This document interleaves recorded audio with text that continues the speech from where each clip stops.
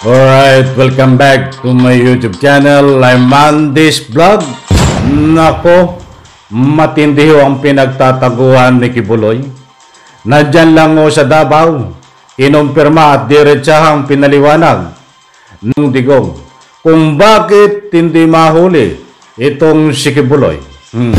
Nandiyan lang ho siya sa Davao, sa isang bahay na pinagtataguan. Subalit kapag pinuntahan doon sa isang bahay na pinagtataguan ay lilipat ng isang bahay.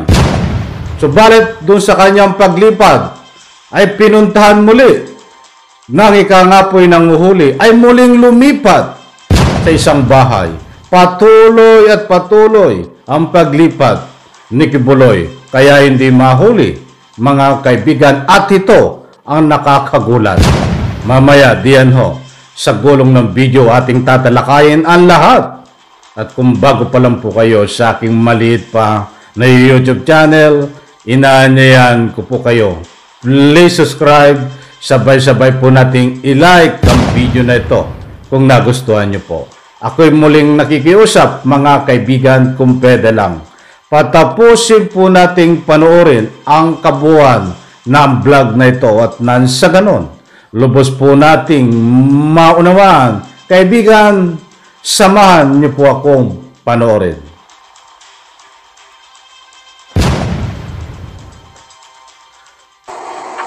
Okay, Pastor, ikaw naman ang wanted. Huwag mo akong damahin dito.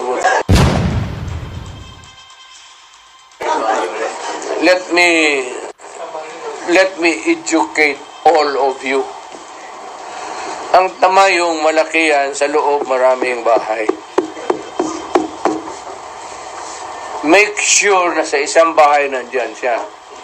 Because for every bahay, it should be a different search. Hindi mo pwede ma-search ang bahay na yan at maghanap ka kay Pastor Kibuloy. You would have to get another writ.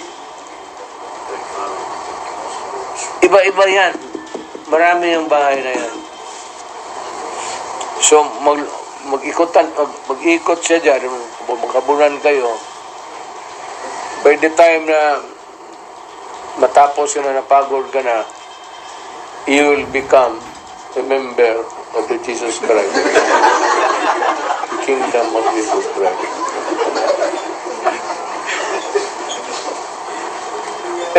Alam mo, ang buhay ng tao, tayo naman simple lang eh. Katoliko, trabaho tayo, prayer, that someday, pag namatay tayo, kaawaan Diyos, punta tayo ng langit. Di ba? O gusto ninyo sa impyerno?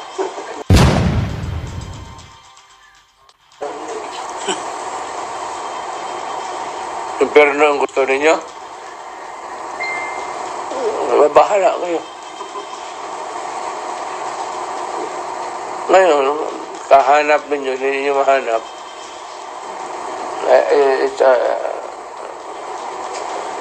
Ewan ko, tamayo, malapit dyan na, malaki ang tamayo. Malaki. Follow up, Mayor, may mga speculation kasi that someone is nakakibahay ko. studying Look, kain mo ako magkapos, mag-uwi ako. Sama tayo doon sa bahay ko. And if you can find Kibuloy there, I'm raising the ante. Ano ba magkano bibili ng 100? I'll make it 200,000. Or 300. Or even 500.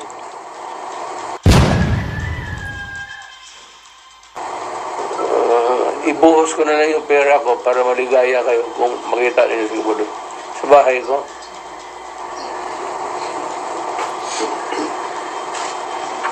Okay, Pastor, ikaw naman ang wanted. Huwag mo akong damahin dito.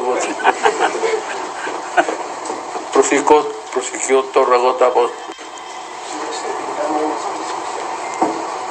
you were designated mayor as administrator of Pastor Kibuloy's properties. Is this true? Nalipat ko na sa lahat ko. Sa pangalan mo, gusto ka? Ano?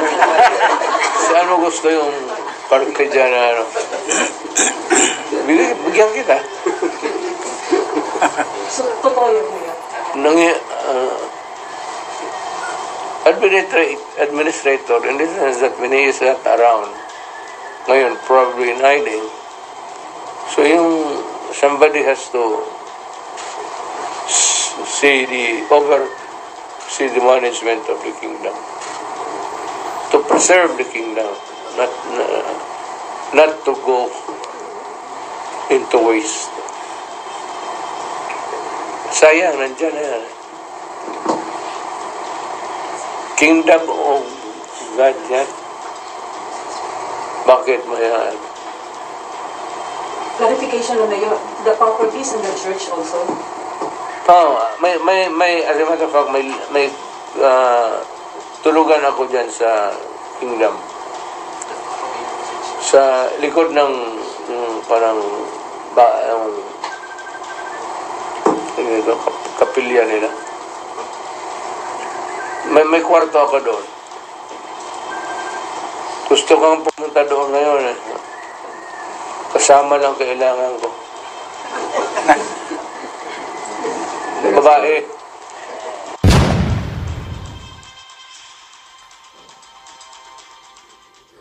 Alright, shoutout po sa lahat. At ito, maliwanag, malinaw mga kaibigan, na matagal nang pinaghahanap itong si Kibuloy ay hindi pa ho nahuhuli. But beno, ito ang tanong. Kayo ho ba, dito sa gulong ng video na pinanood ko sa inyo, ay naniniwala ho ba kayo sa sinasabi ng dating Pangulong Duterte na ang dahilan kung bakit hindi nahuhuli si Kibuloy ay dahil tago ng tago? Paano magtago itong si Kibuloy? Una, halimbawa ay pumunta at inaplayan ng search warrant itong si Kibuloy diyan sa isang bahay. According ho dito kay Digong, ay lilipat naman doon sa isang bahay. Ibig sabihin ay nakakatunog. Di ba mga kaibigan? Halimbawa yun nga. Pinasok mo yung isang bahay, wala doon. Nakalipat na sa isang bahay. Pag-aari din ni Kibuloy sapagkat marami niyang pag-aari sa loob po ng ikangapoy doon sa sasakupan niya. Kung halimbawa ang ating nanguhuli ay muling nag-apply ng search warrant sa isang bahay, ay lilipat muli doon sa isang bahay. Hindi ko na pahabayin sa madalit salita. Palipat-lipat lang ng bahay ho. Diyan ho sa ikangapoy kanyang kinasasakupan at mga ari-ariya niya. Ang muling tanong, totoo ho ba nandiyan sa lugar na tinuturo ni Digong, diyan sa Tamayo na palipat-lipat lang ng bahay, itong si Kibuloy? Ayon dito sa dating Pangulong Duterte. Pasensya na ho. Dito sa aking opinion na to, alam ko ho, hindi ako naniniwala. Hindi ako naniniwala at paninindigan ko kahit ito ay isang public opinion lang. Mga kaibigan, doon sa sinasabi ni Digong na nandiyan sa Tamayo, mga kaibigan, itong si Kibuloy. Maaring alam mo ni Digong, 100% yan, public opinion ko. Alam ni Digong kung nasaan si Kibuloy. But wala po diyan sa ikangapoy tinuturo niya na palipat-lipat lang ng bahay diyan po sa Tamayo sa Davao, mga kaibigan. Muling uulitin ko, alam niya kung nasaan, ba't hindi niya po tinuturo ang exact location? Tinuro niya po ang exact location diyan sa Tamayo na palipat-lipat lang ng bahay. Subalit, yan po ay isang strategy, taktika, kasama ang panlilito, mga kaibigan, kasama humihingi ng simpatiya ng taong bayan. Aba, ay hero nga naman ako. Ako ay dating presidente. Tinuro ko ang kinaroroonan ni Kibuloy diyan ho sa Tamayo. Palipat-lipat palipat-lipat ng bahay. Abay, siyempre, kung hindi nyo susurin, at kung hindi, alam natin ang galawan nito. Dahil alam ko ang galawan nito. Ayon sa aking pagsusuri ng bawat galaw nito, ay magaling po ito sa mga taktika, strategy, magpaikot, mga kaibigan. Kaya ang mapapaikot lang nito, pasensya na po, hindi ho kayang paikutin ito. But hindi ko lang alam po sa inyo. Dahil hindi ko alam, hindi ko hawak ang inyong damdamin, hindi ko hawak ang inyong pag-iisip po. But alam ko ho, matalino kayo, kayo mga mahal kong taga-subaybay, malawak ang inyong pangunawa. Kaya't kung ano man ang public opinion nyo dito, punto de vista, diyan sa comment section. Pwede po kayong mag-iwan ng inyong mga komento dito. Naniniwala ho ba kayo dito kay Digong na muli na tinuro niya at sinalaysay ang kinaroroonan ni Kibuloy na palipat-lipat lang, mga kaibigan? Alam niyo, kung susundin natin ang mga sinasabi ni Digong ay pwedeng gawin ho.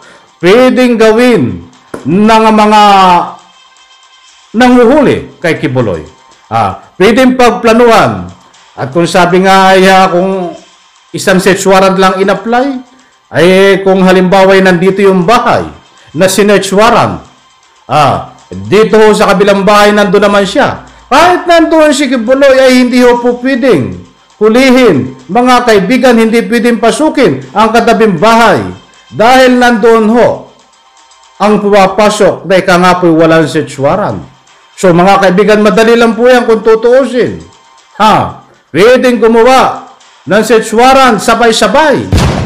Ang ating kinahukulan, sabay-sabay na applyan ng search warrant. Nang sa ganun po, sabay-sabay din ho na ika nga po'y i-search ito nasabi na kinaroroon na ni Kibuloy. At kung halimbawa lumipat siya, wala na siyang lusot kung lilipat man siya. Dahil doon sa kanyang lilipatan ay a-applyan din ng search warrant. Ba't ito ho ang tanong, mga kaibigan? Totoo ho ba ang sinasabi ni Digong? Ay sa palagay ko hindi ho. Kung susundin ho yan, mga kaibigan, ng ating walang masama kung applyan ng search warrant lahat. Kung susundin mo yan, ng mga kinaukulan na sinasabi ni Digong, yung mga plano-plano, sinabi niya, at nasunod, in-applyin lahat ng search warrant. Wala doon si Kibuloy. Naku po nga, mukhang tanga. Nagmukhang tanga ang ating mga nanguhuli. Sumunod sa patibong. Sumunod sa patibong, wala doon si Kibuloy. Mga kaibigan, tawan-tawa, tinatawagan kayo ni Digong. Ang gusto kong ipunto dito, mga kaibigan, hindi ho sasabihin ni Digong. Kung nandoon si Kibuloy na palipat-lipat, mga kaibigan, muli kong ulitin. Isang taktika, strategy, manlito. Kung ano man ang galawan ni Kibuloy, tinuturo sa isang lugar na kunwari na doon si Kibuloy, ba't wala po doon yan?